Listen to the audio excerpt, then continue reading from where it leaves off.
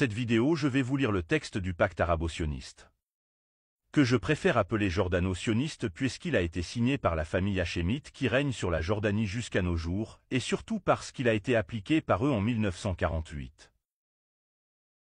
Contexte. Sur cette photo historique, on voit d'un côté le Biélorusse, père et premier président de l'entité éphémère, et instigateur de la déclaration Balfour, Haïm Weizmann, et de l'autre, on voit le futur roi d'Irak et de Syrie Faisal Ier, fils de Chérif Hussein, et frère du futur roi de la Jordanie, Abdallah Ier. La photo a été prise le 3 janvier 1919 lors de la signature de l'accord Faisal-Weizmann. Texte de l'accord Faisal-Weizmann. 3 janvier 1919. Son Altesse royale l'émir Faisal, représentant et agissant au nom du royaume arabe de Hejaz, et le docteur Haïm Weizmann, représentant et agissant au nom de l'organisation sioniste, conscient de la gentillesse raciale et des liens anciens existants entre les Arabes et les Juifs. Et conscient que le moyen le plus sûr de réaliser leurs aspirations nationales est la collaboration la plus étroite possible au développement de l'État arabe et de la Palestine, et désireux de confirmer davantage la bonne entente qui existe entre eux, ont convenu des articles suivants. Article 1er. L'État arabe et la Palestine, comprenez le royaume hachémite et l'entité éphémère, dans toutes leurs relations et entreprises, seront contrôlés par la bonne volonté et la compréhension les plus cordiales et, à cette fin, des agents arabes et juifs dûment accrédités seront établis et maintenus sur leurs territoires respectifs. Article 2. Immédiatement après l'achèvement des délibérations de la conférence de paix, comprenez le traité de Versailles, les frontières définitives entre l'État arabe et la Palestine seront comprenez le royaume hachémite et l'entité éphémère, déterminées par une commission dont les parties seront convenues. Article 3.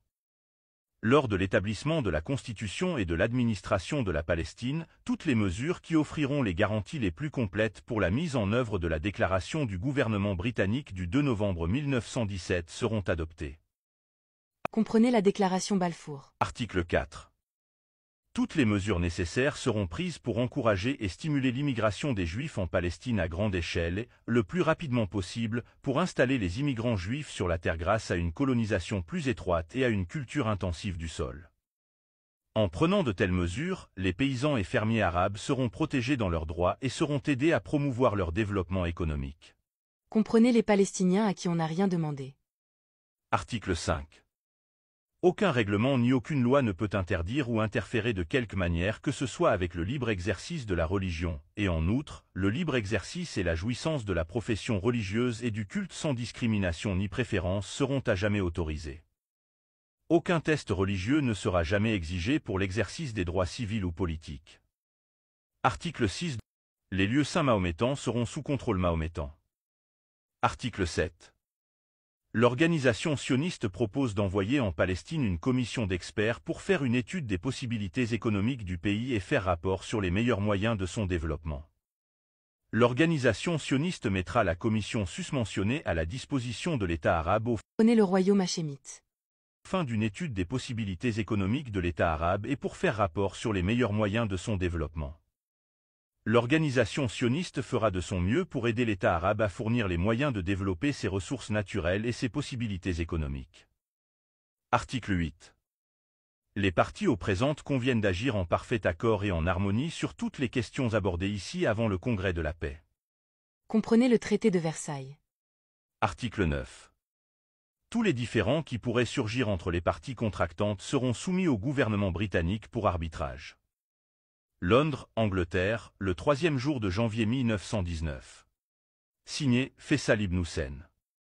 Signé Haïm Weizmann. En signant, Faisal a écrit ces phrases en arabe.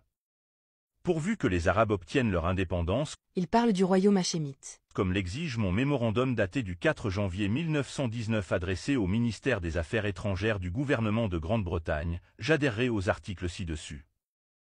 Mais si la moindre modification ou dérogation devait être apportée en ce qui concerne les exigences du mémorandum, je ne serai pas lié par un seul mot du présent accord qui sera considéré comme nul et sans valeur ni validité, et je ne serai responsable d'aucune façon que ce soit.